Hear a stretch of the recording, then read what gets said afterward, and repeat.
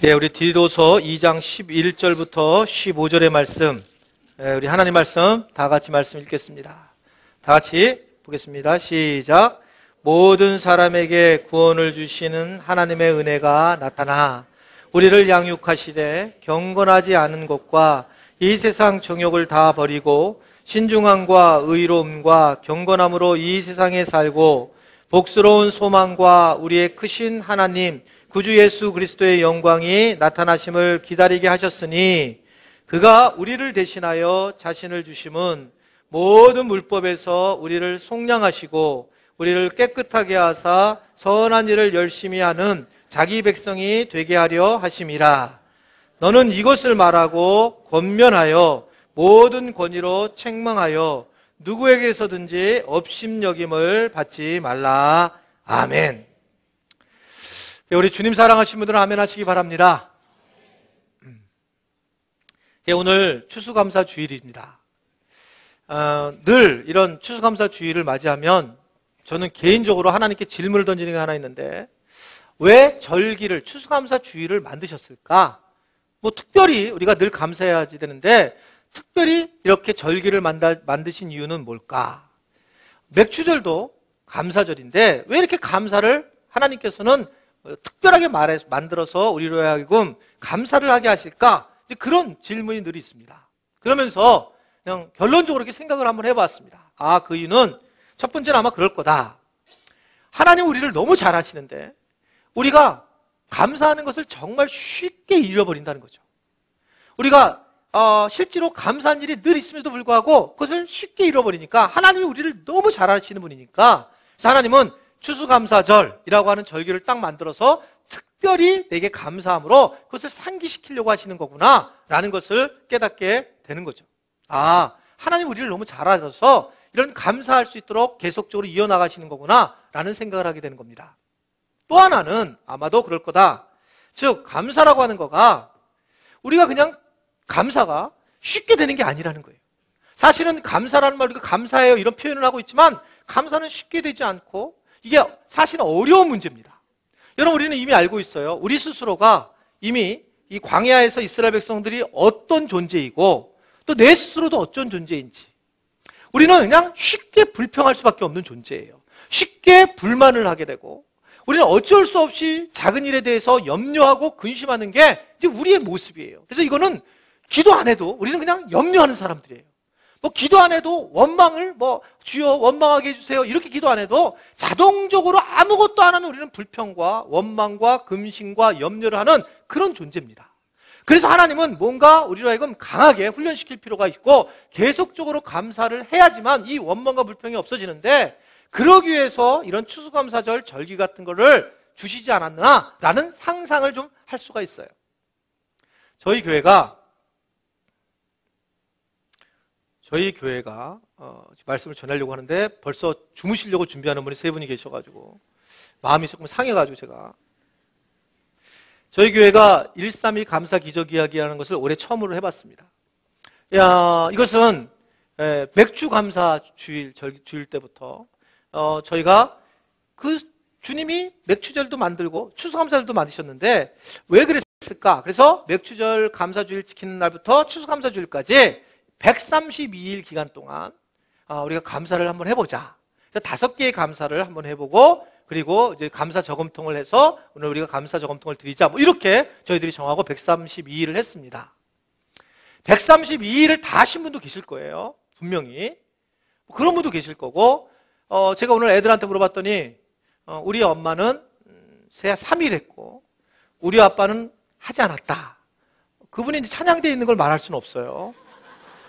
이제 애들 딸이 둘인 것도 얘기 못 하지만, 하여튼 그러는 거죠. 그래서 그럴 거다. 내가 보니까 니네 아빠 김 집사님이 그러겠지. 이렇게 생각을 했는데, 김 씨는 많으니까요. 그러니까, 그래서 이제 그렇게, 당연하지, 그렇게 생각을 한 거예요. 그래서 사실은 어떤 분은 132일을 채운 분도 있고, 그 아이는 채웠다는 거예요, 자기는. 그리고, 어떤 사람은 3일을 하기도 하고, 어떤 사람은 100일을 하기도 하고, 이렇겠죠.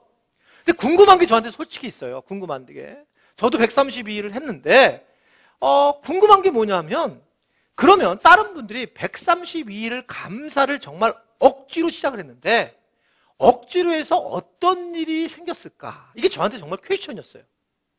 그래, 그러면 130일을 훈련을 해서 변화해서 뭔가 변화가 됐을 텐데, 아니면 안 됐으면 안 됐을 텐데 무슨 일이 있을까 궁금했어요.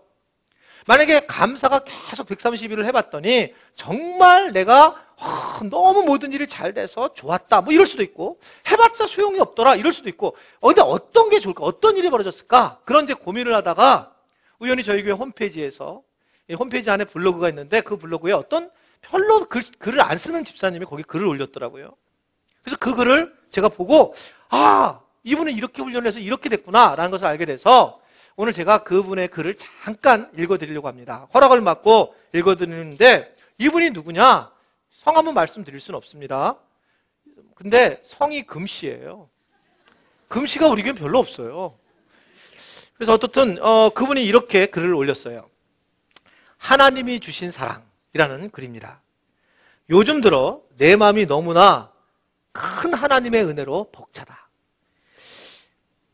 평안하고 많이 힘들지만 짜증내지도 않고 하루를 살아가는 나의 일상이 정말 신기하게 다가온다. 정말 주님이 하셨다. 나의 나된 것은 하나님의 은혜라는 고백이 내 입에서도 나온다. 여러 일들로 복잡하고 힘든 가운데 있지만 그럼에도 내가 성내지 않는다. 이건 내 모습이 아니다. 한 해를 마무리하는 시점이 다가오지만 올 한 해에는 정말 내 입에 감사로 나발을 불었다.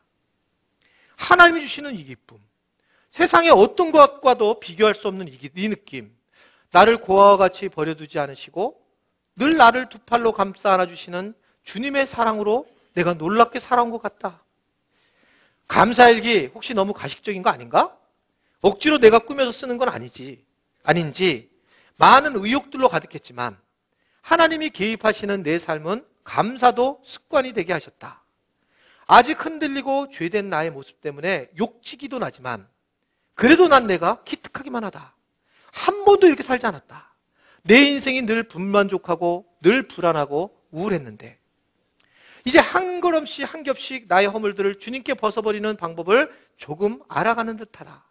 주님을 알아감이 세상의 어떤 부귀와 영화, 안락한 삶을 얻어가는 것이 아니라 내 속에 늘어가는 주님의 사랑의 임을, 내 속에 차지하는 성령님의 방이 평수를 넓혀감을 나는 이제 알아가고 있다. 든든한 하늘아버지가 나의 백그라운더가 되시니 이런 그분을 내가 정말 알아가다니 주님 감사합니다. 2012년을 마무리로 감사하게 하셔서 주님을 찬양합니다. 사랑해요 주님, 정말로요 감사해요. 나의 모든 것을 미리 예비하신 하나님 감사해요. 2012년 11월 14일 오후. 일단 우리 박수로 좀 해주시면 감사하겠어요. 여러분 무슨 암이 났다든지 갑자기 무슨 로또가 당첨됐다든지 그런 거 없더라고요. 근데 그냥 예전에 똑같은 변화는 없는데 마음이 따스해지고 행복해지고 감사해지는 그런 마음으로 인해서 변화가 일어났다. 저는 개인적으로 이분이 너무 나는 감동을 받다고 생각해요. 이제 우리가 듣는 우리는 약할 수 있지만 그 마음이 확 다가오게 되더라는 거죠. 여러분, 이 감사는 굉장히 중요합니다. 그래서 또 하나의 감사를 이렇게 절기로 정하는 이유가 또 하나는 뭘까라고 할 때에, 여러분 감사를 정해서 우리가 이렇게 드릴 때에 제일 우리 마음에 나타나는 것은 뭐냐면 주님의 은혜가 넘치다라고 하는 것을 느낄 수가 있다는 거죠. 여러분 감사를 많이 하면 어떤 일이 벌어질까? 감사를 정말 많이 하면, 나는 감사하면 사람들이 어떻게 변화가 될까라고 할 때에 감사하는 사람들이 제일 많이 쓰는 게 뭐냐면 은혜라는 말입니다. 사실은 감사를 많이 한 사람이 있으면 뭐라냐면 정말 은혜예요. 어떻게 사니? 은혜로 살아요. 네가 지금 애들은 어떻게 키워? 은혜로 키우고 있어요.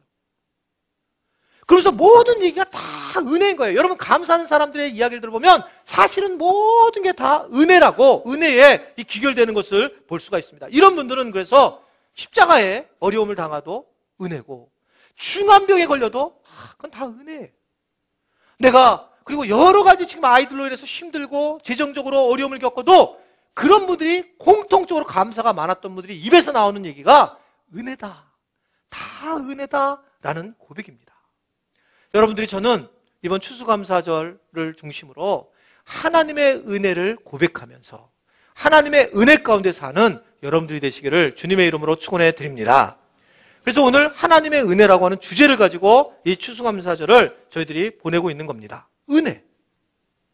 저의 어머니는 제가 어머니에 대해서 설교 중에 몇 번 얘기를 하는데 어머니에 대해서 제가 아주 여러 가지 감정이 사실 양가 감정이 있습니다. 저희 어머니는 무학이세요. 무학. 공부를 안 하셨어요. 그리고 어머니는 한 교회에서 너무 열심히 믿음 생활을 하셔서 서울 동신교회라는 교회에서 너무나 열심히 그 신앙생활 하신 나머지 권찰이라는 직분을 영원히 갖고 계셨어요. 권사가 아니라 권찰. 그래서 저도 권사인 줄 알았어요. 저희 누님들이 저한테 거짓말을 해가지고. 엄마는 권사다. 그런데 그걸 언제 알았냐면 제가 결혼식을 하게 됐을 때가 결혼식 할 때에 그때 담임 목사님이 누구셨냐면 김세진 목사님이라고 한경직 목사님과 같이 내려왔고 그분하고 비슷한 정도의 레벨이 되신 아주 굉장히 유명하신 목사님이셨어요. 굉장히 선하신 목사님이셨어요. 근데 그 목사님이 저희 그 결혼식 하는 날 신랑의 어머니에 대해서 얘기를 하는 거예요. 제가 어머니가 안 계셨으니까. 이 신랑의 어머니는 하면서 그래서 비하인드 스토리를 알았어요. 저도 어머니가 몸이 아프시고 그런데 기도하러 다니시고 그러면서 저를 꼭 데리고 다니시고 그러면서 여러분 몇 번 얘기했지만 윤영주 장로님이라고 윤영주 가수 그분의 어머님이 김기순 권사님이란 분이신데 그 어머니를 잘 제가 친해졌어요. 그 어머니랑. 왜냐면 어머니가 늘 그 집에 가서 기도를 해줬기 때문에. 그런 이제 어떤 생애를 보냈는데 근데 주례했던 목사님이 그런 얘기 하시는 거예요. 얘기 중에. 여기 어머니는 이제 권찰이신 거죠. 이 어머니는 어떤 분이신가? 하면서 얘기를 하다가 새벽 기도를 이제 어느 날 목사님이 못 가실 수 있잖아요. 그러면 새벽 기도 제가 안 나왔는데 무슨 전화하고 그러지 마세요. 그냥 새벽 기도 목사님도 안 나올 수 있잖아요. 못 나올 수 있잖아요. 그냥 주님이 하셨습니다. 이러고 끝내야지. 근데 이제 저희 어머니는 목사님 새벽 기도를 안 나오니까 저희 어머니가 그 목사님 얘기예요. 제가 이제 새벽 기도를 몸이 아파서 못 나갔는데 저희 어머니가 새벽에 새벽 기도를 마치고 그 목사님 사택이 이제 길 가다가 저도 지금 기억나 어딘지 알거든요. 길 가다가 한옥집인데 거기를 띵동띵동 문을 두들기더라는 거예요. 어머니가. 그러니까 이제 사모님이 나가서 왜 무슨 일이냐고 그랬더니 오늘 왜 목사님 안 나오시냐고 새벽 기도. 제 어머니가 그랬다는 거예요. 이게 새벽 기도를 왜 안 나냐고 그러니까 이게 또 권사면 이해가 되는데 권찰.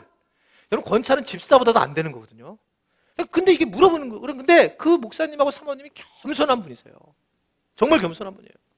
근데 그걸 얘기했다는 거예요. 권찰님, 이제 목사님이 몸이 너무 아프셔서 나오지 못했다고. 그러니까 저희 어머니 제가 안수기도 하면 안 돼요. 이게 이제 그 주례 때 목사님 하신 얘기예요. 안수기. 근데 이 목사님 너무 겸손하신 목사님이세요. 한경진 목사님 같은 분이신데, 그러니까 목사님이 들어가서 사모님이 얘기했다는 거예요. 그분 권찰님이 오셨는데 기도하면 안 되냐고 그러더라는 거예요. 그러니까 목사님이 들어오시라고 하라고.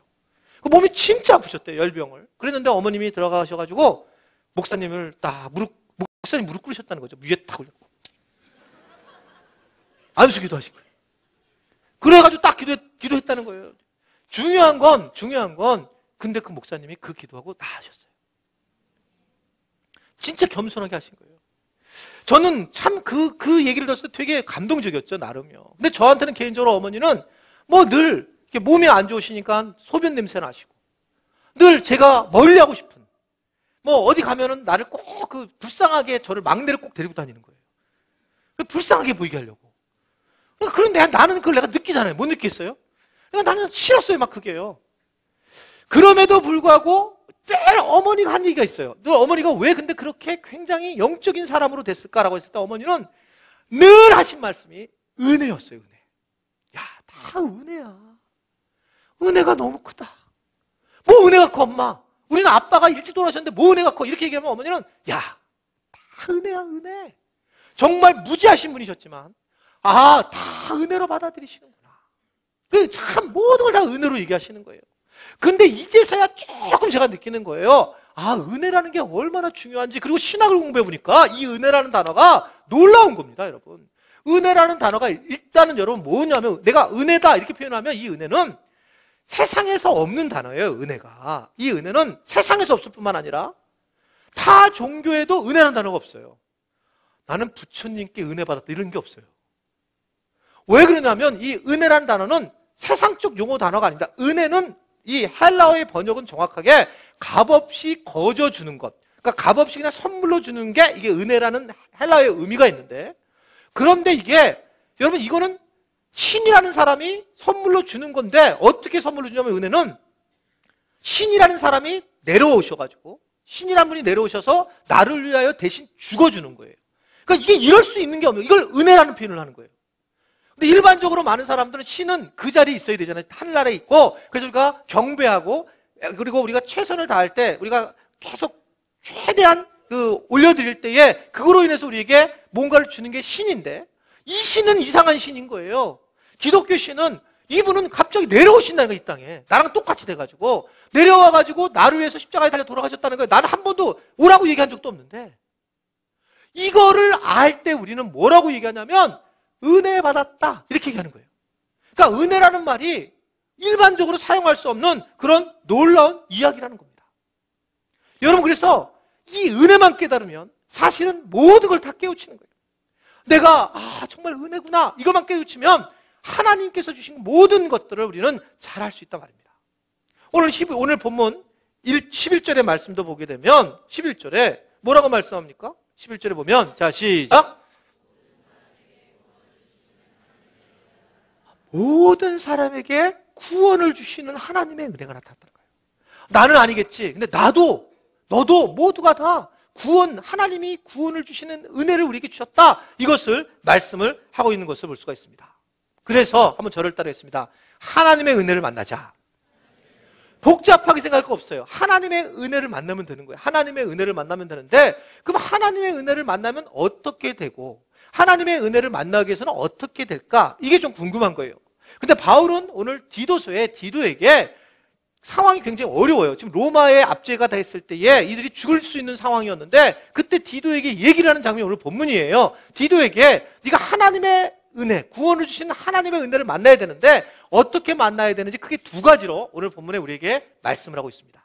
자, 첫 번째는 하나님의 은혜를 만나려면 어떻게 해야 되느냐? 한번 저를 따라하겠어요. 자기 욕심을 버리고 믿음이 자라게 됩니다. 자기의 욕심을 버릴 때에 믿음이 자란다. 이건 하나님의 은혜를 받은 사람들은 자기 욕심을 버리게 되고, 또 하나님의 은혜에 들어가려면 자기 욕심을 버렸을 때 믿음이 자라게 돼 있다는 거예요. 12절의 말씀을 보면 오늘 12절에 이렇게 말씀하고 있습니다. 12절. 자, 12절 말씀 시작. 우리를 양육하시되 경건치 않은 것과 이 세상 정욕을 다 버리고 신중함과 의로움과 경건함으로 이 세상에 살았다.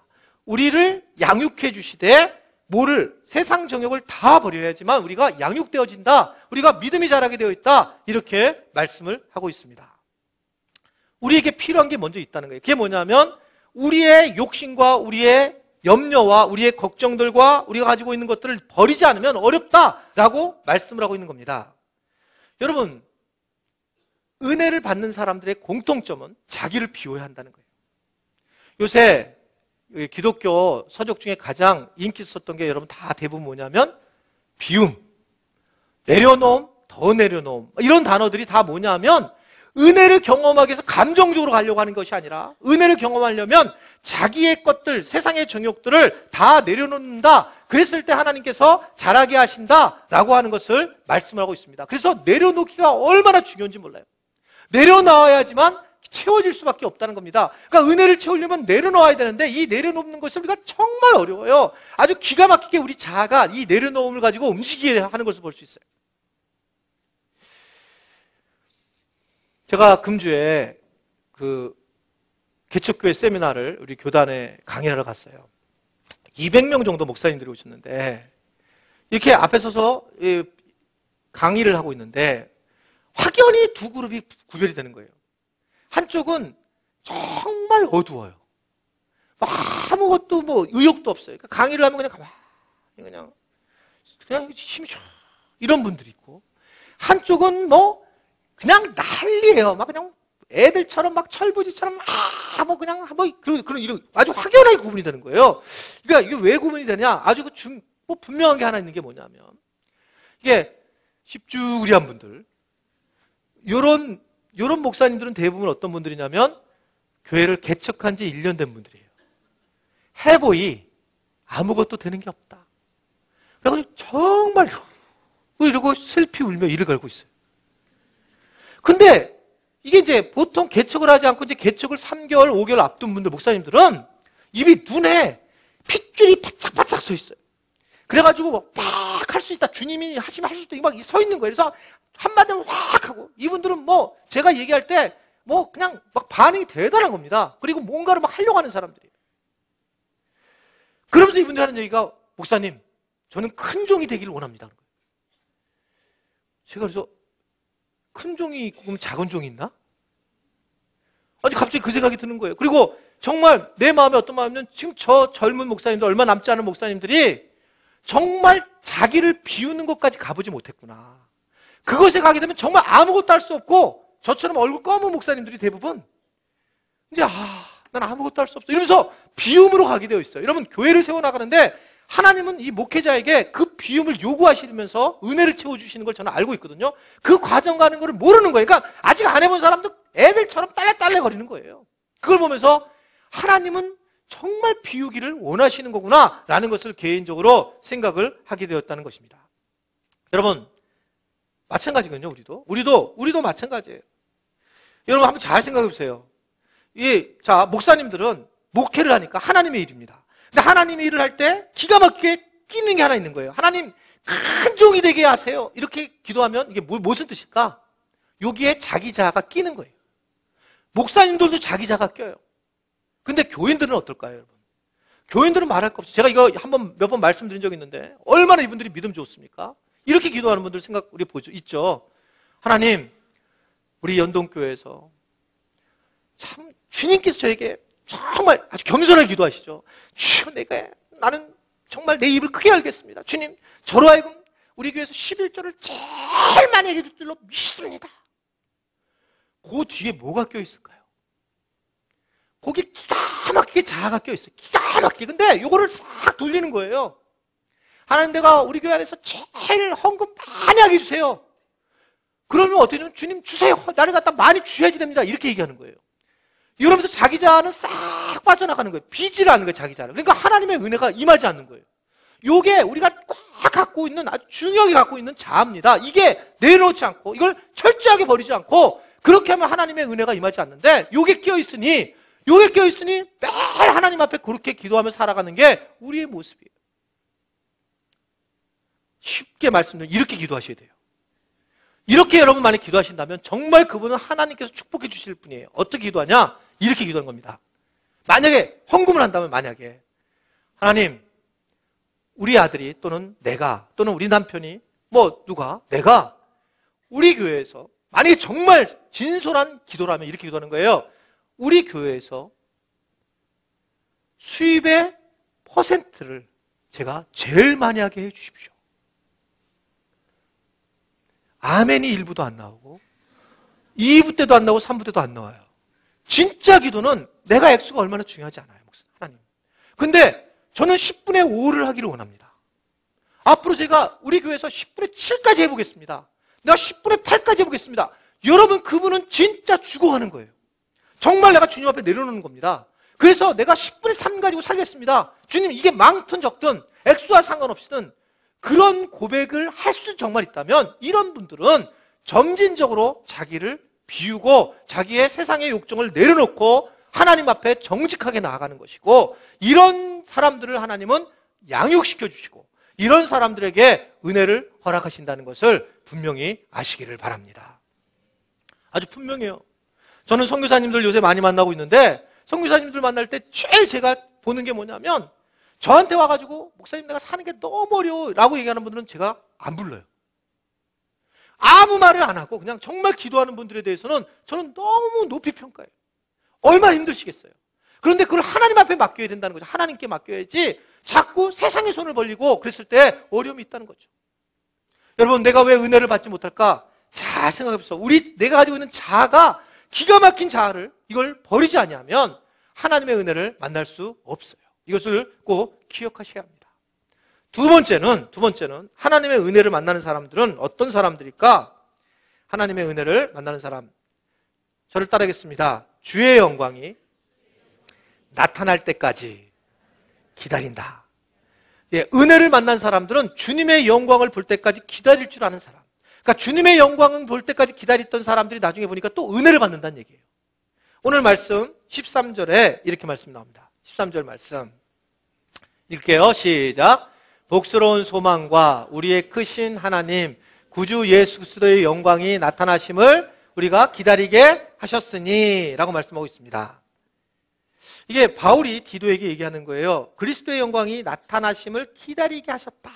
그러면서 우리가 은혜를 받았다라고 말씀을 하고 있습니다. 여러분, 질문 하나 할게요. 죽는다는 거가 도대체 뭘까요? 내가 죽는다. 또 내가 살아있다. 정말 내가 병원에 갔는데 3개월 후에 내가 죽는다. 그러면 여러분 어떤 생각을 할까요? 이 말기암 환자들을 조사를 했어요. 진짜 죽음이 툭 왔을 때 어떤 일이 일어날까? 어떤 후회가 올까? 그래서 4가지 후회를 얘기를 하고 있는 거예요. 사람들은 말기암이 와서 내가 죽을 때가 딱 되면 정말 죽을 거라면 이런 걸 후회한답니다. 첫 번째는 이런 거라는 거예요. 다른 사람에게 베풀지 못해서 후회를 한대요. 아, 내가 다른 사람을 돕지 못한 거. 그걸 후회를 한답니다. 그래서 이 사람들은 내가 평생 동안 돈 하고 살다가 뭐 내가 노년 때도 돈 이러다가 아무것도 하지 못하고 그렇게 죽게 된 거, 이 자체에 대해서 베풀지 못한 거에 대해서 후회를 한대요. 또 하나는 뭘 후회를 하냐면 이거는 예상치 못한 건데 가까운 사람에게 화낸 것들. 가까운 사람에게. 내가 왜 가족들이나 남편이나 아내나 애들이나 형제들이나 그렇게 내가 사랑했던 사람들한테 화를 낸 거, 이런 것들이 굉장히 후회를 한다는 거예요. 죽음 앞에 두니까 괜히 그랬구나, 이런 마음이 들더라는 거예요. 또 하나는 기쁘게 살지 못한 것에 대해서. 하나님 우리를 범사에 감사하고 기쁘게 살으라고 했는데 기쁘게 살지 못하고 매일 우울하게 산 거. 왜 이렇게 살았을까? 짧은 인생인데 라고 생각하면서 후회를 한다. 그렇게 얘기를 하고 있습니다. 그리고 마지막은 이러한 마음들을 나눌 수 없는 시간이 없어서, 시간이 부족해서 후회를 하고, 시간이 되게 중요하구나라는 것을 알고 그것을 힘들어하고 후회를 한다. 이렇게 이야기를 하고 있습니다. 이 글을 보다가 제가 어떤 마음이 드냐면 마찬가지거든요. 여러분, 산다는 것은 사실 기다릴 줄 안다는 거예요. 누군가와의 관계를 기다릴 줄 알아야 된다. 이것들이 굉장히 중요한데 은혜 받은 사람들의 특징은 뭐냐면 기다렸다는 거예요. 여러분, 내가 만약에 모든 일을 다 해버리면 은혜가 없어요. 내가 다 했기 때문에. 근데 내가 노력했는데 안 되니까 기다려보니까 그 기다림이 결국 나중에 하나님의 영광이 드러나는 기다림이 돼서 그걸 통해서 자기가 은혜를 경험한다. 이게 하나님의 말씀의 내용입니다. 성경의 모든 사람이 그랬어요. 여러분, 요셉이 하나님께서 축복하셨고 그가 많은 사람들에게 존경을 받겠다라고 그랬습니다. 근데 그는 그때부터 어려운 일을 겪기 시작을 했어요. 그는 기다릴 수밖에 없었습니다. 그리고 주님께서 일하실 때까지 기다리고 마침내 하나님께서 그를 총리로 세우면서 그는 많은 사람들에게 하나님의 영광을 드러내고 은혜를 받았다. 이렇게 얘기를 하는 거예요. 아브라함도 복의 근원이 되었지만 기다렸습니다. 기다렸을 때 그는 진짜 나중에 복의 근원의 자리에 쓰게 되는 것을 볼 수 있어요. 예수님도 공생애를 했는데 30년을 기다렸다가 3년 동안 일을 하셨습니다.